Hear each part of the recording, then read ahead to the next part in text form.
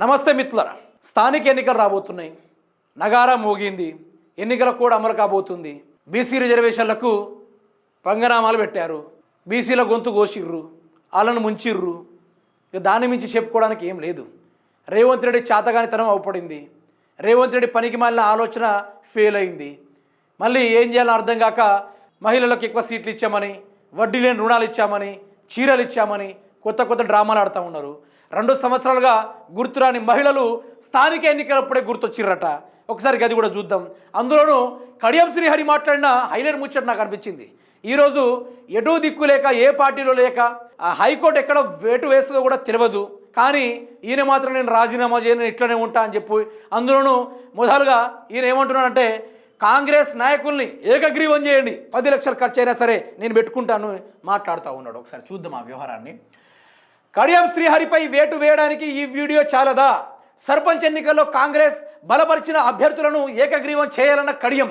కాంగ్రెస్ అభ్యర్థులను ఏకగ్రీవం చేస్తే రూపాయలు 10 లక్షలు ఇస్తామన్న ఎమ్మెల్యే కడియం.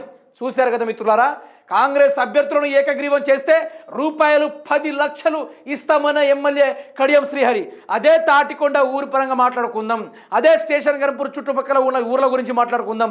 ఏనాడు కూడా అభివృద్ధి బాటల పరంగా ఏనాడైనా కడియం శ్రీహరి గారు మాట్లాడారా? అక్కడ ఒక రిజర్వేర్ ఉంది. ఆ రిజర్వేర్ మరమ్మతులు కానీ, ఆ రిజర్వేర్ వరద కోత ప్రాంతాలు అయ్యి ఆ కొంత కట్ట కూడా కొట్టుకోవడం, ఆ కరకట్టను కూడా నిర్మించే ప్రయత్నాలు ఏదైనా చేసిండా? అక్కడ రోడ్లు ఉన్నాయి మిత్రులారా. ఆ రోడ్ల నుంచి పోతూ ఉంటే దుమ్ము, వర్షాకాలంలో వస్తే నాటేసుకోవడానికి బురద, చలికాలం వస్తే ఇక ఎనలేని మంచు పడేటట్టుగా దుమ్ము, ఎండాకాలంలో కూడా అదే దుమ్ము, గిన్ని జరుగుతూ ఉన్నాయి ఆ యొక్క స్టేషన్ గన్పూర్లో. వాళ్ళ మరమ్మతుల కోసం, అభివృద్ధి కోసం ఏది కూడా చేయలే. మరి 1000 కోట్లు తీసుకొచ్చిన కాంగ్రెస్ పార్టీలకు పోయి మరి ఏ గల్లీలో ఏ బీటీ రోడ్ వేసిండు, ఏ బొందలలో ఏ మట్టి పోయించి అభివృద్ధి చేయించిండి అంటే నిల్లు. స్టేషన్ గన్పూర్ కాంగ్రెస్ కార్యకర్తల సమావేశంలో పాల్గొన్న కడియం శ్రీహరి ఎమ్మెల్యే పదవికి రాజీనామా చేయను, స్పీకర్ నిర్ణయం తర్వాత నా కార్యాచరణ ఉంటుందన్న కడియం శ్రీహరి. అబ్బా, నాకు కొన్ని సందర్భాలు ఒక సినిమా గుర్తొస్తుంది. ముసలి రక్తమైనా కూడా మాటలు మాత్రం కోటలు దాటుతూ ఉన్నాయి.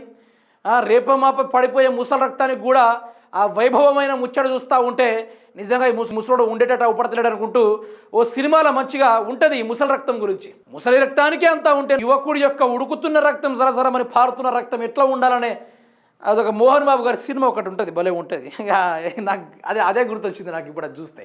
ఎన్నికల సంఘం ఉంటుంది. మరి ఇట్లా 10 లక్షలు ఇచ్చి ఏకగ్రీవం చేయండి అనే మాట్లాడే మాటల మీద కూడా చర్యలు తీసుకోవాలి కదా, తీసుకోలేదు. మరి ఒక్కసారి వినండి.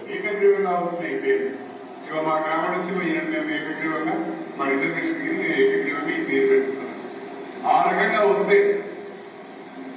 కాంగ్రెస్ పార్టీ అభ్యర్థిని ఏకగ్రీవంగా ఆ గ్రామ సర్పంచ్ గా ప్రతిపాదిస్తే ఆ గ్రామానికి 10 లక్షల రూపాయలు అభివృద్ధికి నేను చెల్లిస్తాను. ఒకవేళ సర్పంచ్ని ఏకగ్రీవం చేస్తే 25 లక్షల రూపాయలు ఆ గ్రామ అభివృద్ధికి ఇస్తారని చెప్పి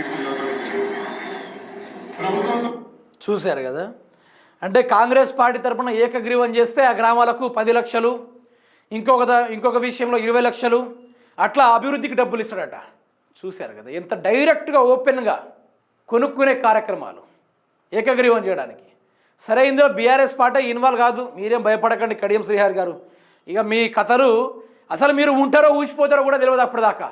స్థానిక ఎన్నికలు అయ్యేంత వరకు మీరు ఉంటారో ఊసిపోతారో, లేకుంటే మీ పరిస్థితి రాజకీయంగా సమాధి అవుతారో, అన్ని విషయాల పరంగా అందరికీ డౌటే ఉంది. అందులో మీరు మాట్లాడే విషయంలో కూడా కొంత అటు ఇటుగా ఉంది వ్యవహారం కథ చూసుకుంటే. తెలంగాణ సమాజం ఈరోజు సిగ్గుపడతా ఉంది మిమ్మల్ని చూసి. మీరు మాట్లాడే మాటలు. ఈరోజు కాంగ్రెస్ ప్రభుత్వము స్థానిక ఎన్నికల కోసం ఏకగ్రీవం చేయడానికి 10 లక్షలు 20 లక్షలు ప్రకటిస్తూ ఉన్నారు ముఖ్యమంత్రి రేవంత్ రెడ్డి తరపున. అది తెలంగాణ రాష్ట్ర నిధుల నుంచి వస్తూ ఉన్నాయి, ఆదాయం నుంచి వస్తూ ఉన్నాయి. తెలంగాణ రాష్ట్ర ఖజానా నుంచి 10 లక్షలు 20 లక్షలు ఒక సర్పంచ్కి కేటాయించడానికి, ఏకగ్రీవం చేయడానికి వీరు డబ్బులు కేటాయించే ప్రయత్నం చేస్తూ ఉన్నారు. కానీ అభివృద్ధుల కోసం ఎందుకు లేదు? కాంగ్రెస్ పార్టీ అధికారంలోకి వచ్చినప్పటి నుంచి ఈరోజు వీధి దీపాలు ఏదైతే ఎల్ఈడి బల్బుని అమర్చారో ఆ బీఆర్ఎస్ ఎల్ఈడి బల్బులే ఉన్నాయి ఇప్పటిదాకా. అవి ఫ్యూజ్ పోయినా కూడా, ఎగిరిపోయినా కూడా ఇప్పటి వరకు బల్బులు అమర్చే పరిస్థితిలో ఉన్నారు. కాంగ్రెస్ పార్టీ అవకాశవాది పార్టీ. ఈ విషయంలో మాత్రం కడియం శ్రీహరి జైలుకు పంపడమే. ఎన్నికల కోడ్ని ఉల్లంఘించే ప్రయత్నాలు కూడా చేస్తాడు. ఆఫర్గా ఎన్నికల్లో డబ్బులు ఇస్తామని బహిరంగంగా మాట్లాడుతున్నారు. మరి ఇటువంటి మీద ఎన్నికల కమిషన్ కూడా చర్యలు తీసుకోవాలి. ఈ విషయంలో కూడా అతన్ని జైలుకు పంపే కార్యక్రమాలు చేయాలి. కానీ ఇట్లాంటి ఇప్పుడు ఎన్నికల కోడ్కి వర్తించదేమో, కాంగ్రెస్ పార్టీకి వర్తించదేమో. డైరెక్ట్ కొంటా ఉన్నారు. ఎవరైతే కాంగ్రెస్ పార్టీ తరఫున నిలబడతారో 10 లక్షలు 20 లక్షలట మొత్తం అమ్ముకునుడు కథలుగా ఉంది. ఈ విషయంలో మాత్రం కడియం శ్రీహరి పైన వేటు పడుతుంది. వేటుతో పాటు జైలుకు కూడా పోతాడు. మీరు చూడండి.